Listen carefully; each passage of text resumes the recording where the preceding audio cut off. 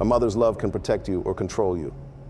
You've heard the stories about Sean Diddy Combs, the fame, the empire, the shine, but nobody talks about the boy he used to be. I do, because I was there. His darkness didn't start in the spotlight. It started in his childhood, under the watching eyes of a mother whose love felt more like ownership. Sean trusted her completely, until the night she brought him to his first freak-off. The smiles, the chanting, the thing rising from the shadows. None of it was a party. It was a ritual. And Sean was the offering. If you really want to know what happened, sit with me for a moment. Let me take you back to where it all began, to Diddy's first freak. A mother's love can build a child, but it can also forge a monster. Long before the world knew Sean Diddy Combs, before the fame, before the shine, there was only a boy I grew up with. And the truth is, he wasn't extraordinary back then. He wasn't powerful. He wasn't feared. He was just Sean, a skinny, loud kid from Mount Vernon who ran everywhere he went, like he was afraid the world might leave him behind if he slowed down. I remember the first time he told me he'd be important one day. We were 8, playing in a churchyard after Sunday service, kicking stones at the cracked pavement. He said, "My dad was somebody. Mom says I will be too." He said it with a seriousness no child should have, not pride, not ambition, something heavier. Back then, I didn't understand how deep that weight truly ran. We spent most of our childhood in and around that old brick church, a place where our neighborhood tried to pretend the world outside didn't exist. The pews were worn smooth by years of tired bodies. The hymns were loud enough to drown out sirens. The sermons fought battles that no pastor ever actually won. Yet even in that sanctuary, Sean was never alone. Janice was always there, always watching. She sat in the third pew on the left every Sunday, back straight, chin high, her eyes locked on Sean like she was studying him. Not with affection, not with warmth, but with the kind of attention you give something you're shaping with your own hands. When the choir sang, he'd glance at her. She would nod just once, and he'd sing louder. When he helped Father Nolan collect offering envelopes, she watched his every step. At the time, I thought she was just a proud mother. I was wrong. She wasn't proud. She was measuring him. Sean and I were inseparable after church. 2 boys racing home, trading jokes, stuffing our pockets with candy from the corner store. But even in those ordinary moments, he'd say things that didn't sound like kid talk. "Mom says normal people get swallowed by life," he told me once, while we sat on a curb, sharing a melted pack of now and laters. "She says the world listens to men who take control." I laughed. "What's that mean?" He shrugged. "It means I can't be soft. Dad wasn't soft." He said all this with a flat certainty, like someone had repeated those words to him until they stuck. It wasn't until much later that I realized Sean wasn't being inspired. He was being programmed. But childhood hides darkness well. For a while, I ignored the signs. The way Janice would appear at places she shouldn't have known we were, the way she stopped conversations the moment Sean walked into a room, the way her voice changed when she said his name, as if she wasn't calling a child, but summoning a responsibility. There was one moment I never forgot. We were at church for evening choir practice. Sean was lighting candles near the altar, and Janice sat in the front pew. The glow flickered across her face, deepening the shadows under her eyes. And suddenly, I saw her expression twist, just for a second, into something sharp, almost disgusted, at her own son. But when he turned toward her, she smiled as if nothing had happened.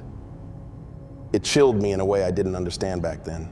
One afternoon, while we walked home, he told me something that unsettled me even more. "You ever feel like your mom's preparing you for something?" he asked. "Like what?" I said. He shoved his hands in his pockets. "I don't know. Mom says I'm supposed to carry things my dad never got to. Says I've got a purpose. A path? He said, path, like it wasn't his word, like it belonged to someone older, someone darker. Then he added quietly, she says I'll understand when I'm old enough. I didn't know what to say, so I didn't.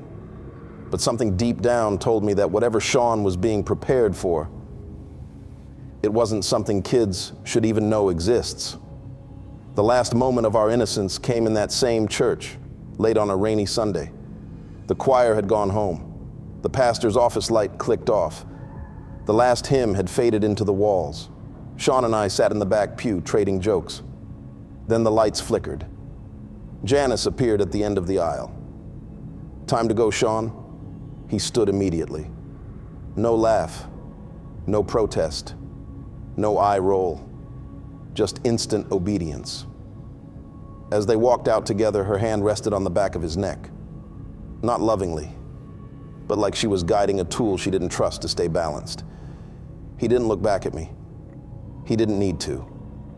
I could already feel something shifting inside him, something tightening, something changing. People think monsters are created in one terrible moment. They're wrong. Monster making is slow, precise, ritualistic. It starts in quiet places, church pews, living rooms, after-school hallways, with whispered promises and invisible chains. By the time you recognize it, it's already too late. Sean invited me over one Friday evening after school. His mom was hosting a few friends, he said, casual, like it was nothing. But even at 13, Sean knew how to make anything sound bigger than it was. You gotta come, he insisted. It'll be fun. My mom likes you. I didn't know then that Janice liking you wasn't a blessing. It was a warning. The first party was normal enough. Music playing low, a handful of adults drinking, laughing a little too loud. Nothing wild, nothing crazy. If anything, it felt staged, like something people put on when they know someone's watching. But Janice, she watched everything. When Sean introduced me, she smiled too warmly, brushing some imaginary lint from my shoulder, like she'd known me forever.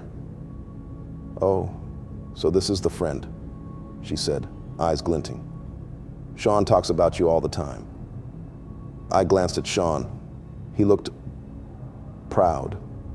Her gaze lingered longer than necessary, evaluating, probing, as if she were deciding whether I fit into whatever blueprint she had for her son. Then, almost abruptly, she snapped back into hostess mode. Make yourselves comfortable, boys. And we did, for a while. A few weeks later, Sean invited me again. But this time, the vibe was different.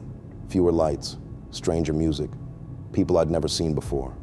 Slick hair, expensive clothes, quiet voices. Kids weren't supposed to be at these parties, yet Janice let us walk right through like she wanted us to see. Sean acted normal, laughing, elbowing me, trying to look older than he was. But I could see something shifting behind his eyes, like he knew these weren't just parties, like he didn't have a choice. At one point, we wandered down the hallway toward the kitchen. The door to Janice's bedroom was cracked open, and I saw something that made my stomach twist. A camera, set up on a tripod, pointing at a velvet chair in the center of the room. Soft lighting positioned perfectly around it, like a set, like a stage. Before I could say anything, Sean shut the door fast and forced a laugh. Mom's weird, he said, but there was no humor in his voice. Don't worry about it. I should have asked questions. I didn't. I was 13 and dumb, and trying to act like things adults did didn't scare me. But they did, and they should have. By the third party, things were beyond weird. Sean and I were allowed to stay later than usual. The house buzzed with a kind of electric excitement that made the hair on my arms stand up. People whispered when Janice walked by. Some nodded with what looked like reverence. Others, grown men, avoided making eye contact with her. It was the first time I knew, with absolute certainty, that Janice wasn't just Sean's mom. She was someone people were afraid of. And Sean? He adored her for it. She says I'm almost ready, he told me that night when we slipped away to the basement to hide from the crowd. For what? I asked. He hesitated. She hasn't told me yet, he said. But she says my dad was chosen too. Says I'm meant for more than normal life. The way he said it made my chest tighten, like he was repeating something drilled into him, something that didn't belong to us, not to kids. Then softly, almost like he regretted saying anything, she says I need to stop being soft. I frowned. What's that supposed to mean? He didn't answer. Instead, he walked over to a dusty box in the corner of the basement, lifted the lid, and pulled out something unexpected. A stack of VHS tapes, each labeled with dates and names, some crossed out. Before I could read anymore, he shoved the box closed. Forget it, he muttered. Let's go back upstairs.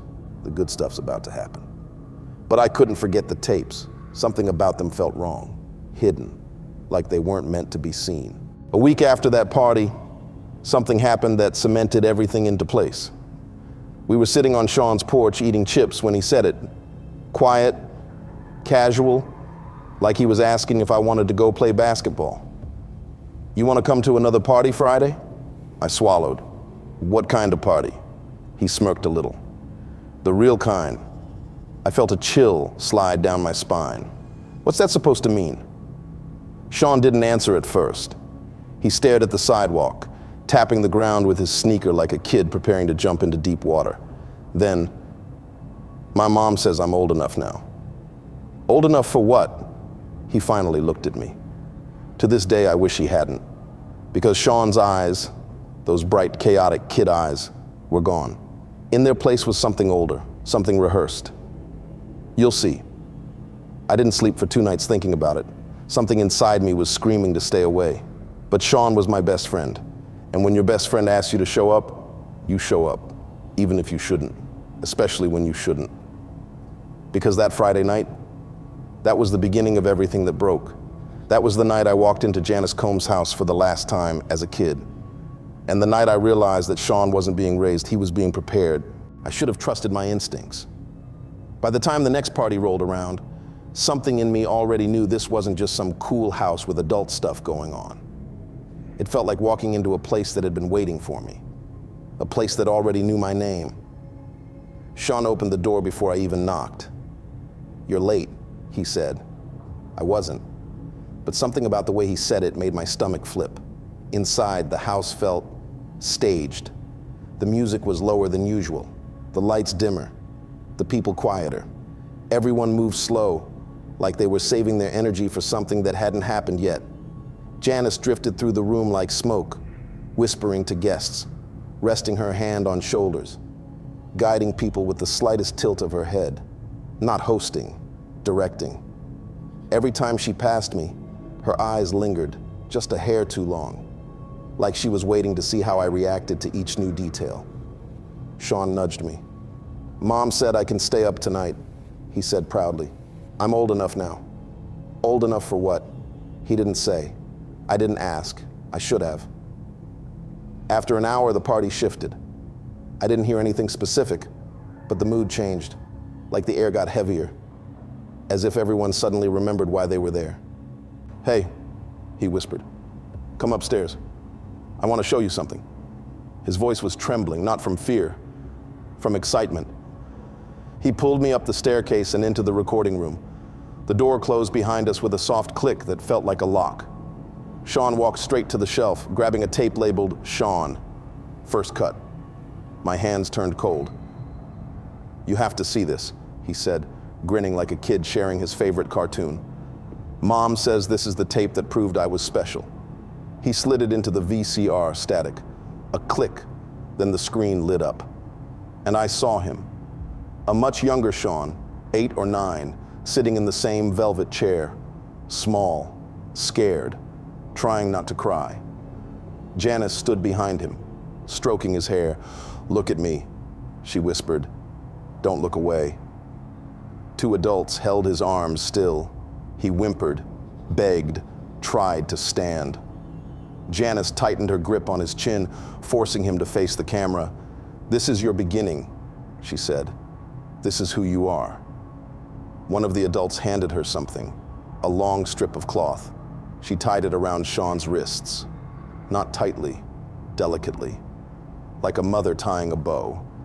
Then she whispered something horrifyingly gentle. "Baby, don't make me teach you twice." Sean screamed. The adults hummed louder. The camera zoomed in, and Janice smiled. I ripped my eyes from the screen. "That's abuse," I choked. "Sean, that's not pride, that's not normal, that's..." He cut me off sharply. "You don't get it." "No," I said, "I really don't."